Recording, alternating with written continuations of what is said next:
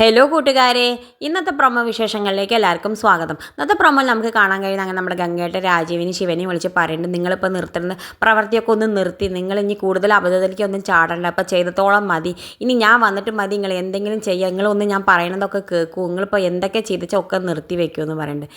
എന്തായാലും പിന്നെ കാണിക്കണത് നമ്മുടെ ഗംഗയായിട്ടും ശിവനെയും രാജീവിനെയും കൂട്ടിയിട്ട് നമ്മുടെ ബാലചന്ദ്രൻ്റെ അടുത്തേക്ക് പോകുന്നുണ്ട്. അപ്പോൾ ബാലചന്ദ്രനോട് പറയുന്നുണ്ട്, രാജീവൻ പറയുന്നുണ്ട്, നിങ്ങൾ അത്ര സത്യസന്ധത ഒന്നല്ല, നിങ്ങൾ എൻ്റെ പകളോട് ചെയ്തത് ചതിയല്ലേ എന്ന് ചോദിക്കുന്നുണ്ട്. ആ സമയത്ത് നമ്മളെ ബാലചന്ദ്രൻ രാജീവിനോട് ശിവനോടും പറയുന്നുണ്ട്, നിങ്ങൾ എന്നെ ചതിയനും വഞ്ചകനും വിളിക്കണം മുന്നേ നിങ്ങൾ നിങ്ങളുടെ പെങ്ങളെക്കുറിച്ച് ആലോചിച്ചു. നിങ്ങളുടെ പെങ്ങൾ ഒരു തെറ്റും ചെയ്തിട്ടില്ലേ? നിങ്ങളുടെ പെങ്ങൾ എന്നെ 23 വർഷമായിട്ട് വഞ്ചിച്ചിരിക്കുകയാണ്.